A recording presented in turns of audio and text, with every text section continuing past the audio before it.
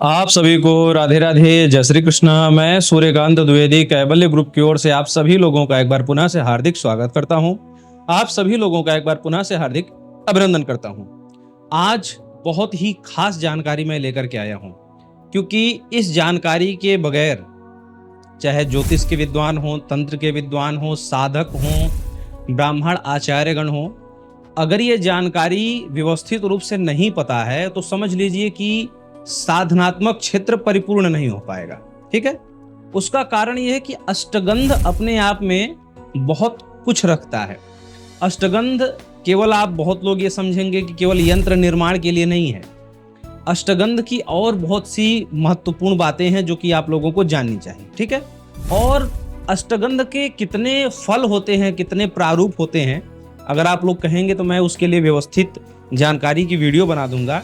लेकिन उससे पहले आप लोग ये जान लीजिए कि अष्टगंध बनता कैसे है।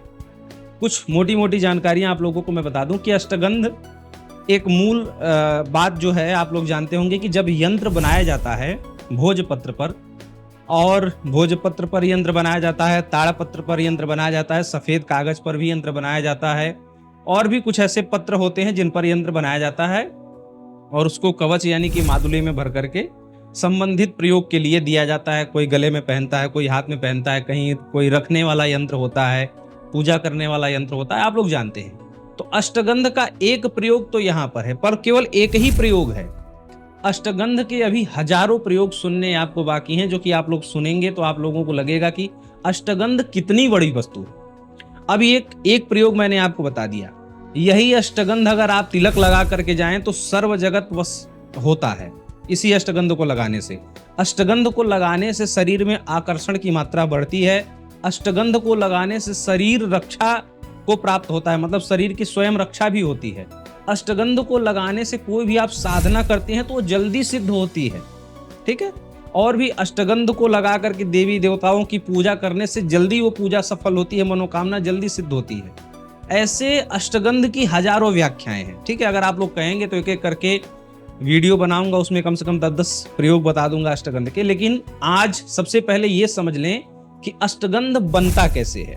और ये प्रश्न जब हमने यंत्र विद्या सिखाया था तो यंत्र विद्या में हमने ये बताया था, लेकिन कुछ लोगों का यह था कि गुरुदेव इसको सामूहिक भी किया जाए, सार्वजनिक भी किया जाए। ठीक है। तो अष्टगंध क्या होता है, कैसे बनता है, क्या क्या सामग्रियां इसमें मिलाई जाती हैं, ये पूरा आप समझ लीजिए। और एक ये भी आप लोगों को इस वीडियो में सुनने समझने को मिलेगा कि इस जमाने में अगर अष्टगंध ना बन पाए, ना मिल पाए, तो हम यंत्र बनाना चाहें या अष्टगंध जैसा तिलक बनाना चाहें तो कैसे बनेगा। ये सारी संभावनाएं भी इस वीडियो में आप लोगों को सुनने को मिलेगा। तो सबसे पहले चर्चा कर लेते हैं कि अष्टगंध क्या है। अष्टगंध जैसे नाम आप लोग सुन रहे हैं, अष्ट और गंध, ये दो शब्दों को जोड़ करके बना है अष्टगंध। अष्ट का मतलब होता है 8, गंध का मतलब होता है महकने वाली वस्तु। तो 8 ऐसी महकने वाली वस्तुओं को मिला करके अष्टगंध बनता है। ठीक है। अभी इन 8 महकने वाली वस्तुओं का नाम क्या है और क्या ये एक ही पद्धति से बनता है, ये भी समझ लीजिए। अष्टगंध में 8 महकने वाली चीजें डलती हैं, ये आप लोगों ने समझा। लेकिन इसको भी 3 प्रकार से आचार्यों ने या 4 प्रकार से आचार्यों ने व्याख्यात किया है, बताया है। उसमें कुछ प्रकार मैं आप लोगों को बता दूं कि पहला अष्टगंध बनाने का तरीका क्या है, रहेगा 8 ही। दूसरा तरीका क्या है, उसमें भी 8 गंध रहेगा, और तीसरा तरीका क्या है, उसमें भी 8 गंध रहेगा। तो मैंने जो है इसका एक संग्रह किया हुआ है गुरुदेव की कृपा से, तो उस संग्रह में आप लोगों को सुना देता हूं। आप लोग ध्यान पूर्वक सुनिए कि अष्टगंध में तीनों प्रकार अगर हम बनाने चलेंगे तो क्या क्या आवश्यकता लगेगी। पहला प्रकार सुन लीजिए। अगर अष्टगंध पहले तरीके से हम बनाने चलते हैं तो उसमें लगेगा अगर, दूसरा लगेगा तगर, तीसरा लगेगा गोरोचन, चौथा लगेगा कस्तूरी, पांचवा लगेगा चंदन, छठा लगेगा सिंदूर, और सातवां लगेगा लाल चंदन, और आठवां लगेगा केसर। मैं समझ रहा हूं कि आप लोगों ने नोट कर लिया होगा, लिख लिया होगा। अब अष्टगंध बनाने का दूसरा तरीका, वो 8 चीजें कौन सी हैं जो दूसरे तरीके से जो है अष्टगंध हम बना सकते हैं। तो दूसरा सुन लीजिए। पहला है कपूर, दूसरा है कस्तूरी, तीसरा है केसर, चौथा है गोरोचन, पांचवा है संगरप, और छठा है चंदन, सातवां है अगर, और आठवां है गेहुला। गेहुला आता है। तो ये हो गया दूसरा तरीका जो है अष्टगंध बनाने का। अब तीसरा तरीका सुन लीजिए। तीसरे में पहला है केसर, दूसरा है कस्तूरी, तीसरा है कपूर, चौथा है हिंगलू, पांचवा है चंदन, छठवां है लाल चंदन, सातवां है अगर और आठवां है तगर। ये हो गया तीसरा तरीका। ठीक है, अब इन तीनों में लगभग सारी वस्तुएं मिल जाएंगी। अगर मिल जाएगा, तगर मिल जाएगा, गेवला मिल जाएगा, हिंगुल मिल जाएगा, संगरफ मिल जाएगा। संगरफ पत्थर होता है, आप लोग जानते होंगे। तो ये सारी चीजें कपूर मिल जाएगा, केसर मिल जाएगा, ये सारी चीजें लगभग मिल जाएंगे। लेकिन इन तीनों तरीकों में एक बात ऐसी है कॉमन जो शायद न मिले। पहला है कस्तूरी, जो कि जो है हिरण के गले में मिलता है, और दूसरा है गोरोचन, जो कि गाय के अंदर मिलता है। जो गाय लगभग 15 वर्ष पुरानी गाय होनी चाहिए, और उस गाय के अंदर वो तांत्रिक ही जानता है। गोरोचन और गोलोचन दो वस्तुएं होती हैं। गोरोचन सफेद रंग का होता है और गोलोचन हल्के लाल या जो है गेरुए कलर का होता है। तो गोरोचन और गोलोचन ये दो वस्तुएं गाय के अंदर से निकलती हैं। गाय कम से कम 15 वर्ष पुरानी होनी चाहिए। तो ये कस्तूरी हिरण के अंदर से निकलने वाला वस्तु, और गोरोचन या फिर गोलोचन, दोनों ही मान लीजिए। गोरोचन मान लीजिए जो सफेद रंग का होता है, गोल गोल होता है, जो है गद्देदार टाइप का होता है, तो वो गोरोचन।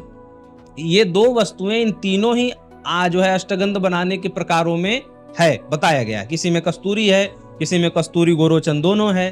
तो ये दोनों ही अलभ्य वस्तुएं हैं, दुर्लभ वस्तुएं हैं जो कि नहीं मिलती। अब इस जमाने में अष्टगंध के नाम पर जितने भी गंध बेचे जा रहे हैं, पीले पीले डब्बों में, लाल लाल डब्बों में, वो एक भी अष्टगंध नहीं है। क्योंकि गोरोचन और गोलोचन और कस्तूरी ये तीनों ही वस्तुएं असंभव हैं लगभग मिलना। किसी पुराने तांत्रिक के पास होगा, कहीं पाया होगा तो होगा, लेकिन ये कंपनी चलाने वाले, डब्बा पैकिंग करने वालों के पास तो बिल्कुल ही नहीं है। ठीक है, हो ही नहीं सकता।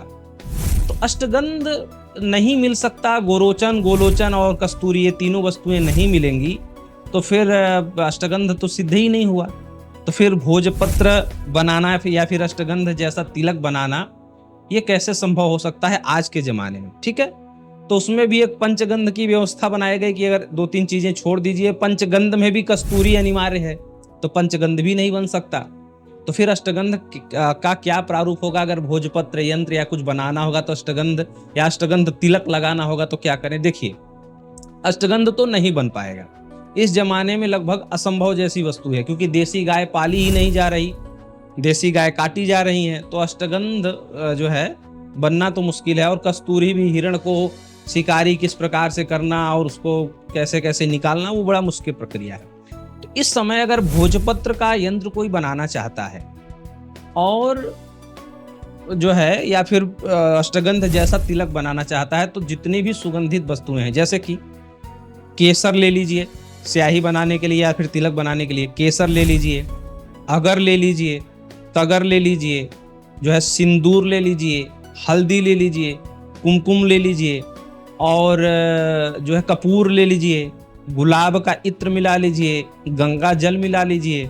ठीक है, ऐसे कुछ वस्तुएं मिला करके, जितने भी सुगंधित वस्तुएं आपको लगती हैं कि ये डालने से स्याही भी बन जाएगा और तिलक भी बन जाएगा, और ये सभी वस्तुएं लगभग सुगंधित हैं, ऐसे वस्तुओं को, ऐसे 7, 8, 9 प्रकार की वस्तुएं मिला करके आप वर्तमान में अष्टगंध बना करके काम चला सकते हैं। और मैं आपको बताऊं, बहुत लोग ये कहेंगे कि ये फलीभूत होता भी है या नहीं होता है। फलीभूत होता है। कारण यह है कि हमारे यहाँ से हर वर्ष, हर साल लगभग मान के चलिए कि 10,000 यंत्र हमारे यहाँ से कोरियर होता है, बनाकर निर्माण होता है।